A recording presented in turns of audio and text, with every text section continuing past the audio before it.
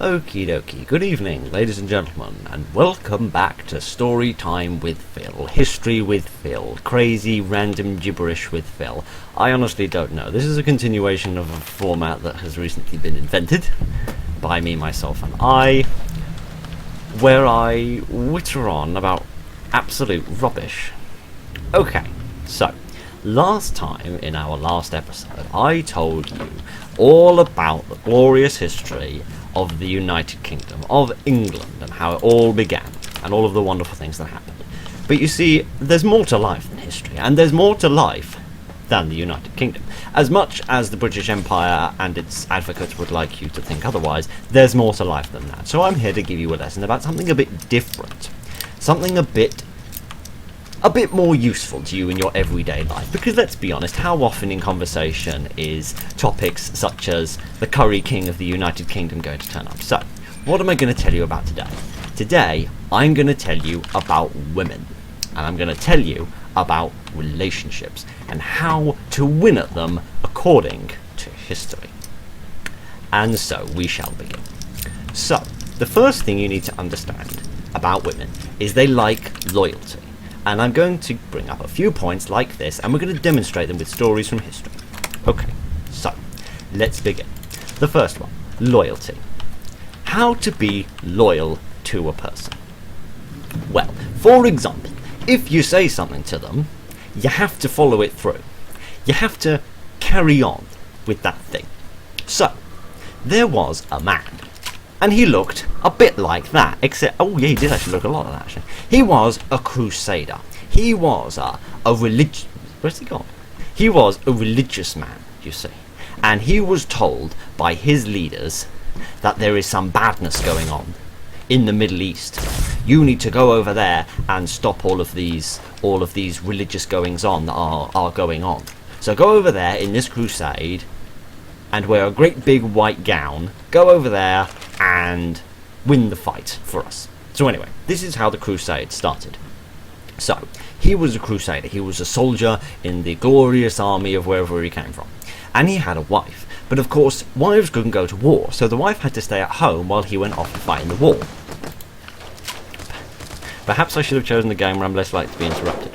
So anyway, he had to go off to war and he had to leave his wife behind. So he was standing at the entrance of his house, and he said to his wife, "My wife, I must leave you now. I'm going to go off to the Middle East to fight in the Crusades." And she said, "I do hope you'll come back. I do hope you'll survive." And she gave him a kiss. Now, normally, you'd get a kiss on the cheek, or a kiss on the forehead, or maybe a kiss on the bum if you're really, really lucky. But this woman was a bit different. She decided to kiss him on his eye, you see. And of course, you can't kiss someone's open eye like some kind of a caveman. So she decided to kiss him on his closed eye. So he closed his eye, and she kissed it, and then she pulled back. But he didn't open his eye. He said something to her. He said, "I will not open my eye until I return from war and I am alive and safe, and I can be with you again." See, this is where it becomes relevant. He made a promise, you see, and women like it when you keep your promises. So he had to keep his promise, you see. He had to. I don't even know where I'm going at this point. I want to go up there. He made a promise, and he had to follow through on his promise. So he had to close his eye and never open it again until he got back. Which means, naturally.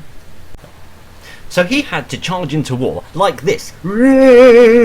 He charged into war with only one eye open. He charged around and he killed lots of people with his sword.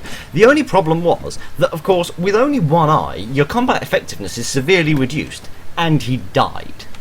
So, if you want to keep a woman, you're going to have to keep your promises. But don't make really, really unbelievably stupid promises that are going to get you killed. Okay then, so that's loyalty and promises, but what else can I tell you about relationships? Well, what if things aren't all sunshine and rainbow?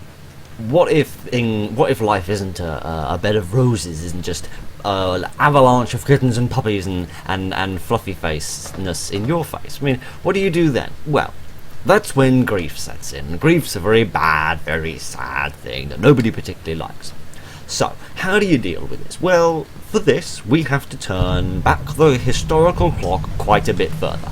Back to the time when the Romans were here. Yes, indeed. The Romans invaded what was not quite England, but would eventually become England. when did they invade? They invaded a long time ago, like 2,000 years ago they invaded. So they came over here in their big boats, and they came across from Gaul, which was what we now call France. So they came over, they invaded England, by which I mean they turned up, set down a flag and called it their own, because there wasn't really anybody here to fight. Certainly nobody advanced enough to fight, because we weren't pretty much advanced from caveman at the time. So anyway, the Romans came over here with all of their coins and their flip-flops and their SE names and all of their hilarious Roman things. So they came over here and they started kicking people around and saying, well, you should do things the way that we say. We say you should have big SE sentences. And if you've ever heard me talk in any of my videos, you will know that if there's one thing that we British people are perhaps not very good at, it's saying very SE sentences. So, the Romans were coming over here and trying to make us say lots of S's, but we didn't particularly like that, so we got a bit miffed. We got a little bit cheesed off, and there was this bloke, you see. This bloke decided, he looked a bit like that, he did. He decided that he didn't like the Romans, and he was going to get rid of them. So he started fighting Roman people, and making the Romans' lives a big mess. But the Romans decided they didn't really like him. They thought, well, we're not having any of this. We're not having this man coming over here and making a mess of things, are we? That's just not acceptable. So they murdered him. They walked up to him and they murdered him. But you see, he had a wife. And his wife was not very pleased about this, because I don't know if you've ever had your husband murdered right in front of you by a man in flip-flops. It's not a fun experience.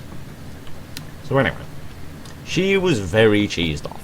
And what she decided to do in order to deal with her grief, and this is where the lesson comes from, you see.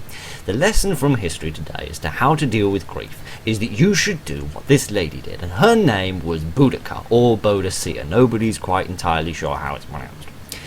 Anyway, what she decided to do was to raise an entire army of Britons, because yes, that's what we were called at the time, not British, we were called Britons, because apparently that makes sense. Don't blame me, blame the historians.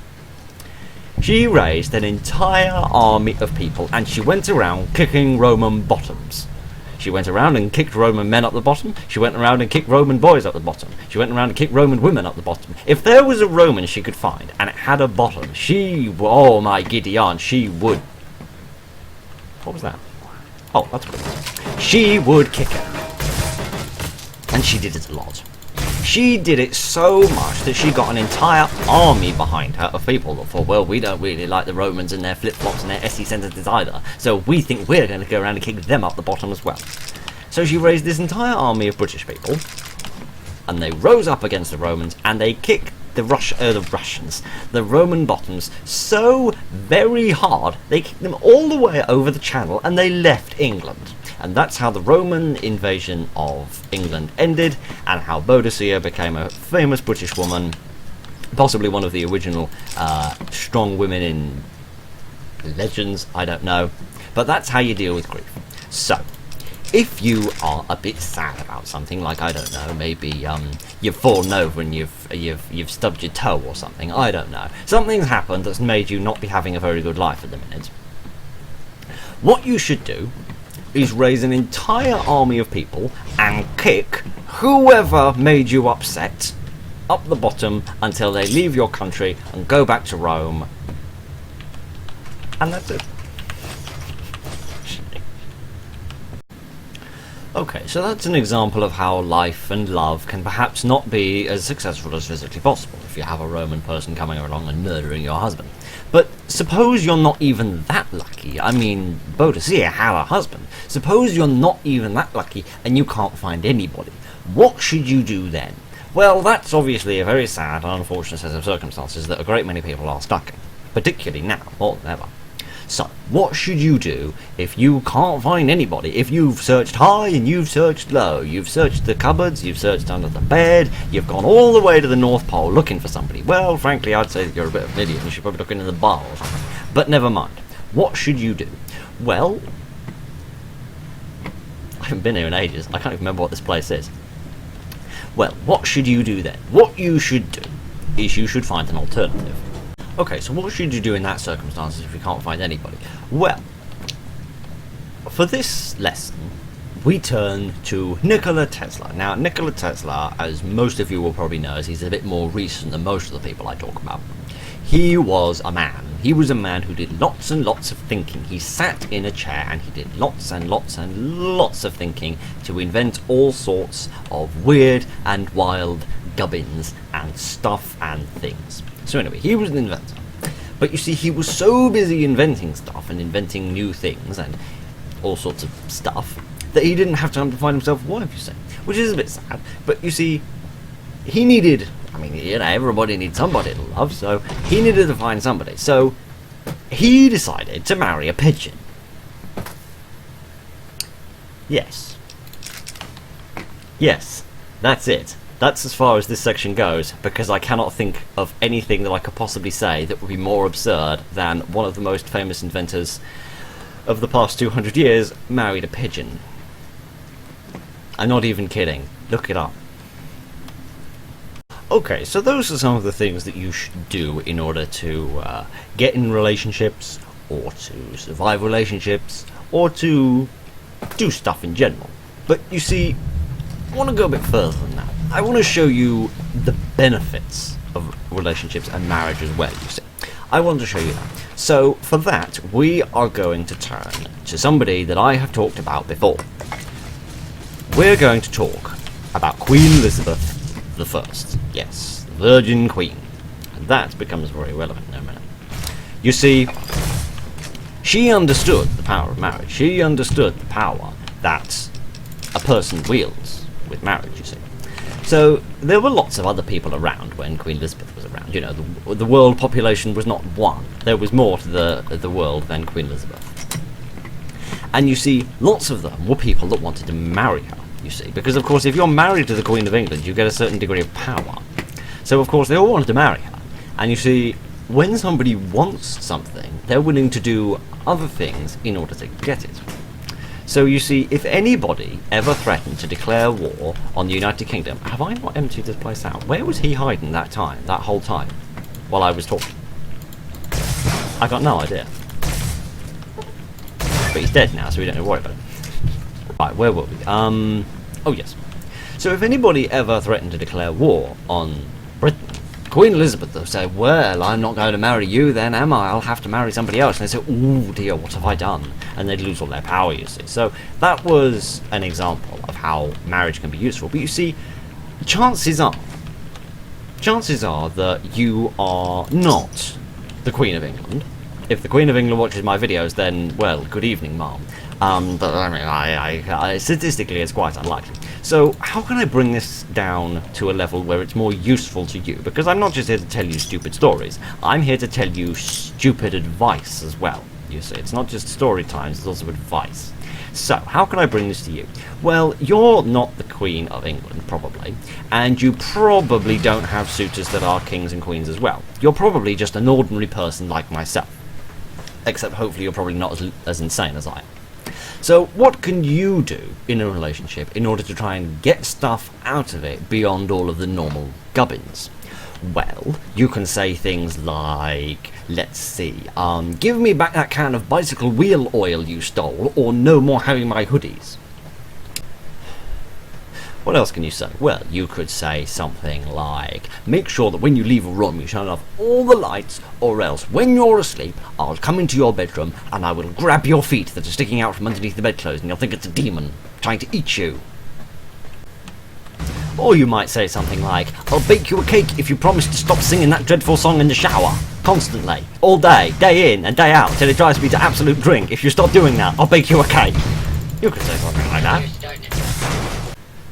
Or you could say, will you stop firing that plasma rifle off constantly? If you do, I promise to let the guests wear blue shoes at the wedding, like you asked for, and I'll stop going on and saying they ought to be white, not blue. You see, there's all sorts of useful, practical things, lots of things that can be stopped in a relationship if you just understand the give and take mechanics that Queen Elizabeth I beautifully demonstrated by not having any children and as such ending the Tudor dynasty. Okay, ladies and gentlemen, so that is the end of this random compilation of rubbish that I have dreamt up off the top of my head. I don't know how this format is going to work. In all honesty, that's the end of it. So if you're just here for the comedy, feel free to tune out for the rest of this. If you want to hear more of my random rambling thoughts, then stick around. I'm not really sure what's going to happen with this format. I don't know how often I'm going to do it. It will entirely depend on what content I can think of, what content I can dream up. I just had this idea randomly, spent half an hour sitting on the sofa thinking of different examples of rubbish I could bring up in this episode. I hope you enjoyed it. It's kind of fun to do, improvising as much rubbish as possible. It is entirely improvised, and as such, it's not scripted like proper comedy is, which is why it's much worse than proper comedy is. So, I hope it was enjoyable. I hope it served some sort of purpose. I hope it made you chuckle or smile once or twice. If so, this video has been a success as far as I'm concerned. I hope you enjoyed it. Have fun, learn about history, laugh, do good stuff. I should summarise. Yes. Don't make promises you can't keep, or else you'll die in the Crusades. Don't marry a pigeon. Make sure you get that bottle of bicycle oil wheel back. Stuff. I don't know. Have fun. Good night. Goodbye.